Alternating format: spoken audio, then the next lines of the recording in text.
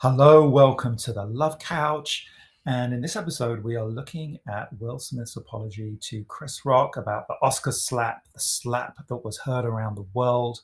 We did a previous episode on apologies, what makes an effective apology, and you can watch that here or here, one of these two places. And thanks for joining us. I just want to say I love Will Smith, and I think he's being very brave. Yeah, absolutely. He is being very brave. Right there, acknowledging that he's doing the personal work. He's looking at himself. Like, that's already, he's taking responsibility, which is a huge part of an apology. Yeah. Why didn't you apologize to Chris in your acceptance speech? I was fogged out Makes by sense. that point. Actually, do you want to pause for a second? It's all fuzzy. I've reached out to... When our nervous system gets activated, it's something called your primal, some people call it your primal brain or your reptile brain, and you literally shut down to go into fight or flight or freeze. Some people also say fawn. I'll do that in another video. So you're literally not thinking when you are upset enough to go and hit somebody. So just him being fogged out, literally he wasn't in his right mind. It's not permission, it's not an excuse, it's just the physiology of what happened. Yeah. And appreciating his vulnerability in saying this, in saying like, I just did not have my shit together at that point in the ceremony. Saying that, yeah, he's owning how he felt as opposed to, he could have cut immediately to, there's a beautiful step of saying how he was feeling as opposed to, you're right, I should have. Right? Which is like another apology, but he's sort of, that's like to me, that's a shame, like already in shame, as opposed to feeling the pain of looking at one's lack of capacity. Really. Saying that's very vulnerable. Yeah, I did not have the capacity to address that when I stood up to give my speech. Yeah. Thank you. Chris, and the message that came back is that he's not ready to talk, and when he is, he will reach out. I just want to say something to that as well, which is he's not being indignant. He's not being self-righteous in that, like, I'm ready to apologize, so you should be ready to hear my apology. Like, why the fuck aren't you returning my calls? Like, the fact that he's Will Smith is like, I'm hot, I'm doing my work, and this is my offer, and I'm ready if and when you want to connect. That's patience, respect. I call that allowance. Yeah. And there's a graciousness in having it be, like you said, like, it's simply the facts. There's no there's zero posturing happening around this. And that can feel or look like proving or indignant, like you said. It's just the facts. And I love that there's sort of also a filling in for us watching the video of the behind the scenes. It could also, to me, it would have been more lip service if he hadn't reached out to Chris Rock before filming this apology. Someone else who maybe was like being pushed by management could just be like, I feel like I've got in my head the prepared statement to the press, that you're like, all the paparazzi, dear Chris, I'm really sorry. He reached out privately, and then he's giving this video publicly. It feels like he's letting us track his process with him. Yeah. Well, I was going to say this later, but it feels like the right time now. But it's interesting, fascinating that Will's doing this apology on YouTube, and it's like, because we're in a relationship with him too, because we've been watching him for years on our screens. We've had him into our homes, and I'm sure he's feeling that too. Like, there is a way that this could have been done completely off screen. He doesn't have to say doesn't have to tell us where he's at. He doesn't have to tell us that he's reached out to Chris Rock. But it's like he has a relationship with us too, and because the incident was couldn't have been more public, we all fucking heard about it.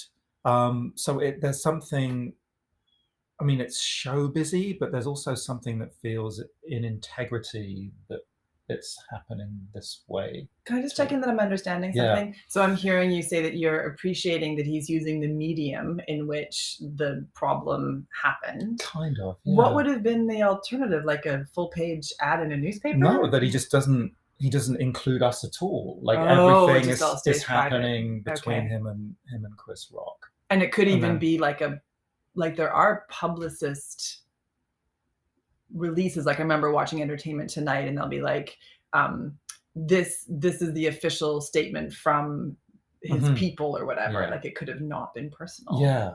Yeah. Thank you. Yeah. So I will say to you, he's looking at the camera right now. Chris, I apologize to you. Mike, my behavior up a little bit. Was unacceptable, and I'm here whenever you're ready to talk. Can you just pause for a second, just because I need a minute? It's been a minute. I need a minute. His simplicity. Yeah. Like obviously this goes on for another 5 minutes as he's answering questions, but I just really want to honor the simplicity of his words and the desire to keep talking. I'm desiring to talk. You're desiring to watch this video. There is space that gets created by having words in which the processing happens. Space in which we get to just keep processing. Like I think, okay, so let's be honest. If you're like on YouTube and like you've been like scrolling videos, I call it like going down the rabbit hole, there's a part of you that doesn't feel complete with your own processing of an event yet. Whether it's, Natalie and Shane in Love is Blind or whatever, you're like, there's a part of you that wants to know more. There's a part of you that isn't complete with something that has happened, even if it's not your real life, something that's happened in TV world. And that the space that us keeping talking is giving space for everyone to keep processing. When I was performing concerts, I had this amazing string quartet. And to be honest, like we could sight read something at a performance level, just like sitting down and reading it. Like it could have been a concert. But we weren't ready for a concert yet because we needed to live with that material. We needed to digest it. We needed to have it become a part of us. And there's this beautiful duality of both the simplicity of the words and having a dialogue continue that I think sometimes happens when people don't accept your apology right away. Right? It could be that clear, be like, I'm really sorry this happened. And you could feel this whole welling up of not being willing, like Chris did. He's like, I'm not willing to talk yet, which means that the processing needs to continue, not that the apology was done in the wrong way. Yeah. That was a lot. I didn't expect that whole thing, but processing. We're processing right now. And Chris Rock gets to choose when he's ready. He does. If and when. To re-engage with and it Will doesn't Smith. mean that Will has apologized incorrectly. It just means the whole thing needs more time, and that graciousness of giving more time to the person receiving the apology, because like you were alluding to, I'm doing this, why aren't you accepting my deep breaths all around. That anger will bubble up may bubble up no matter how beautiful your apology is. And you having done the work to create space for the other person's anger is part of the work of an apology. Absolutely. And Will Smith is saying, I'm okay with the discomfort of waiting. I'm okay with the grief and discomfort of maybe you never reaching out to me. That is a man who is doing his work. It fucking is. Yeah. It fucking is. Oh. I want to apologize to Chris's mother. I saw an interview that Chris's mother did. And, that was one of the things about that moment. I just didn't realize, and, I wasn't thinking, but how many people got hurt in that moment. It's big, taking that on, acknowledging that. I've got a spin on that one. Okay. Part of me believes that when things happen, I guess the trite way of putting it happens for a reason, but this is beyond that. That when things happen, that there is that hurts, there's a calling forward.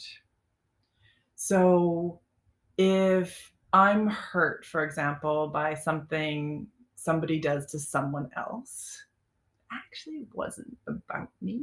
Mm-hmm. And if that brought up something in me, that isn't, I'm going to use the annoying, perhaps, word opportunity for me to look at that.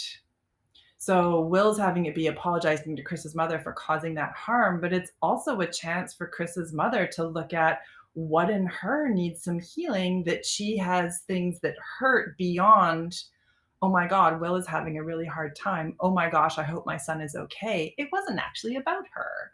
So if she has hurt about that, panic, worry, doubt that her son's going to be able to figure it out, doubt that it's not going to end well, doubt that like maybe for some reason Chris's career is hurt or ruined or whatever, there is, I don't know, maybe I'm out on a limb here, but I feel like whenever we're hurt on behalf of other people, there's things to look at for ourselves. Does that land?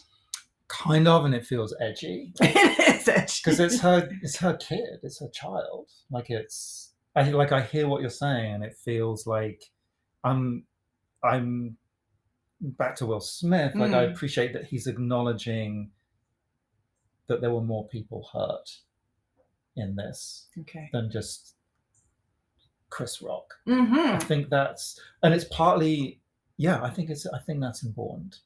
I think it's important that he's noticing that and that he's addressing that. I think there's something, if he was just like, this is just between me and Chris, it kind of minimizes, he's trying to minimize the impact of what he did. Okay. You know what I mean? I do know what you mean. And I think you're talking about the other part, which is there's an opportunity for Chris Rock's mum possibly to look at something, but this isn't about that. No, but I'm going to take on the both end. I mean, I've obviously already taken on the both end of it. Yes, actually, really, thank you. What I'm hearing is Will's naming the bigger impact he had beyond that relationship. And I had it just a second ago.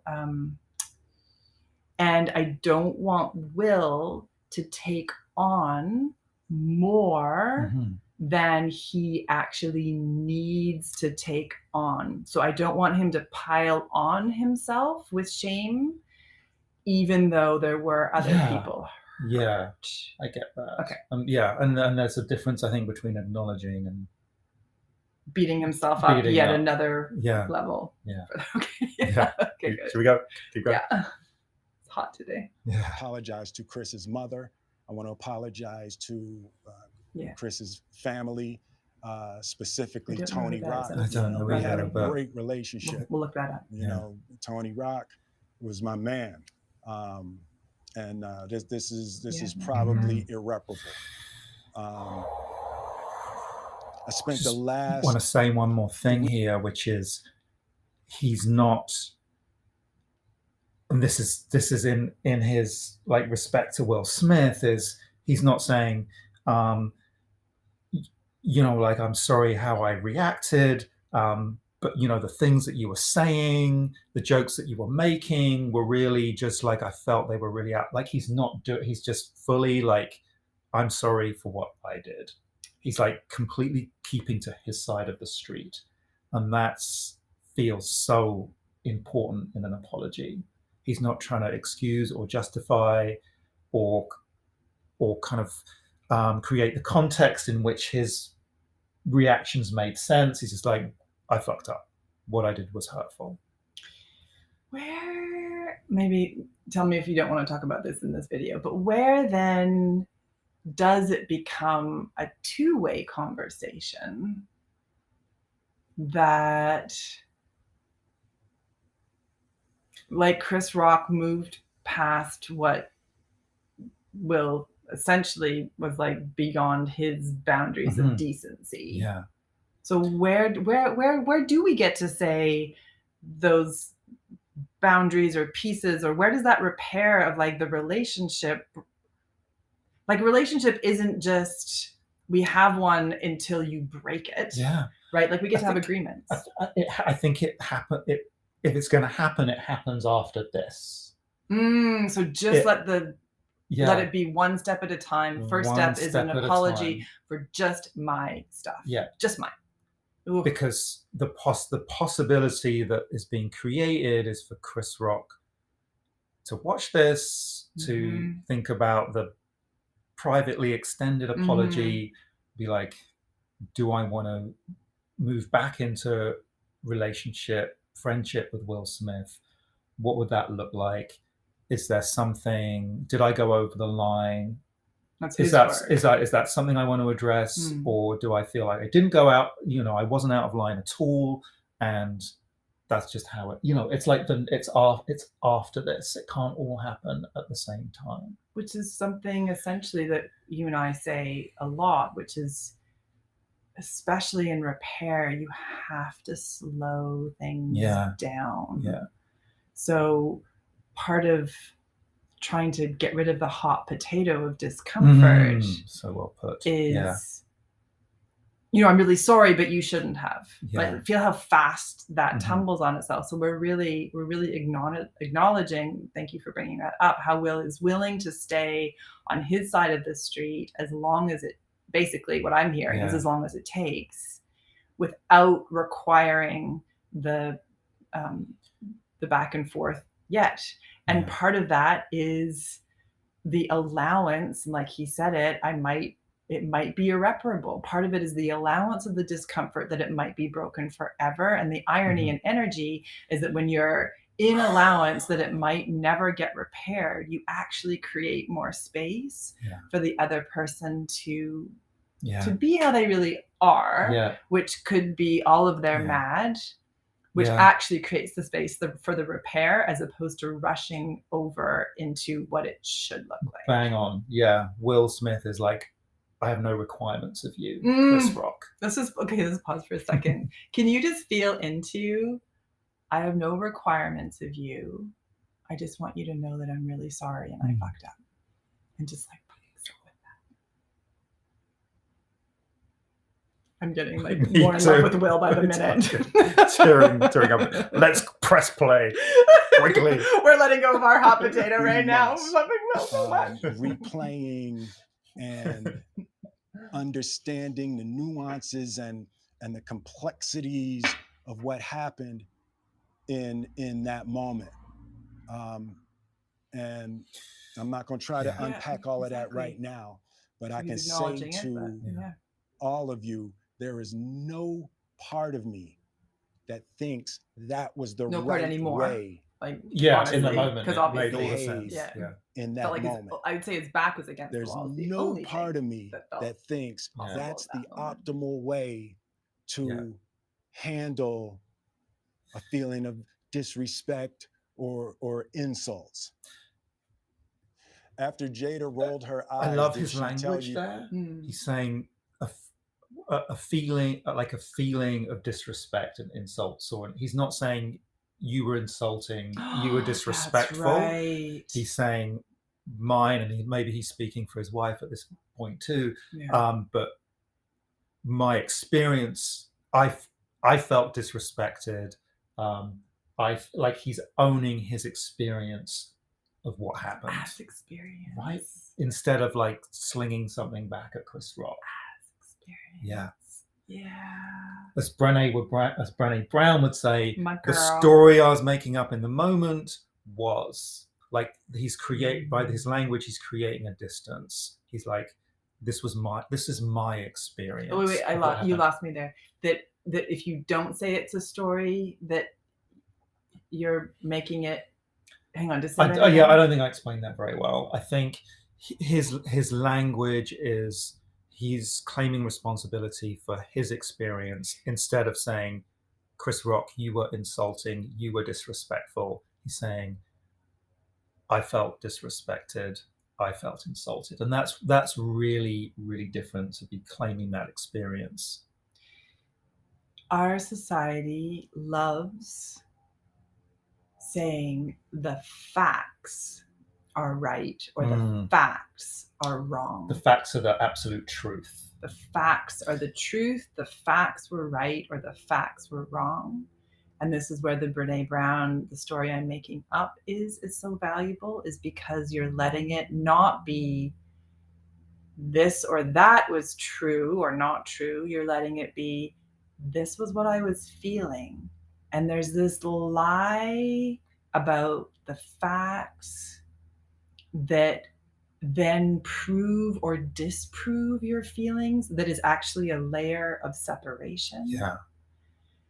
The truth, the actual truth is our experience is all we have. Yeah. You watching this video, however you're feeling, this is literally we get used to like thinking that we are experiencing reality. It happens it's all just here. It's what my eyes and my ears and my senses and my brain have decided is reality. Yeah. And so just again, him modeling, like here's a man who's doing his work, him modeling staying present with himself while everything is freaking out around him. And even the brilliance of him answering these questions. So I'm just going to segue actually to the next question you can see on the screen is, after Jada roll her eyes, did you tell you something? So part of what you're starting to see with these questions is the public trying to figure out what was happening and why was it happening. It feels very reassuring to have that story of being able to track what he did. And I'll tell you one of the reasons why I think we love that. Because then we get to decide if he was right or wrong. Because we get to decide if we would have. I would never have done something if my wife had rolled her eyes and asked me to do something, or I would of course have done something if my wife asked me to do. Wherever you are on that spectrum, you then get to open up into your judgment of him based on what you think you would do for you. So he's also modeling how to stay open for us to stay open in our experience of him by him continuing to stay present with himself, sharing how he's just doing the best he can. Human fucking being, as opposed to some rock and roll, film god star, who supposedly is perfect, which he so wonderfully showed a lot of his flaws as well. In I can't recommend his YouTube series enough. It was so good, so good, so vulnerable. A man doing his best, doing his work, better for worse. Yeah, we did watch the whole apology, and we obviously, we really went into some specific moments there. We did watch the whole thing, and it felt like a decent apology to me. I don't like the word decent. That sounds like it was barely a pass. Okay, it was no. We it was were definitely like a pass. really moved by his vulnerability. So was it messy? That's fine. Yes, that's fine. So I think this was a beautiful apology, even as it's not complete, perhaps. Yeah.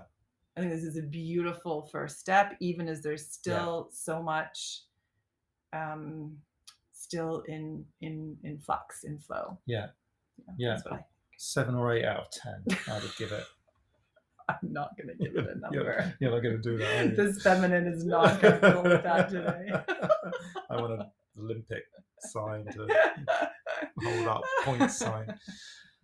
All right, thanks for sticking with us. Like, subscribe, comment. We invite suggestions of shows, moments in shows, movies for us to react to. I would love to know how Will's apology landed for you. Yeah. Did it feel like, could you feel it in your heart the way we felt it in ours? Or were you still caught up in your anger, rage, opinions about the event? So I'd love to know that in the comments. Yeah. Okay, thanks so much.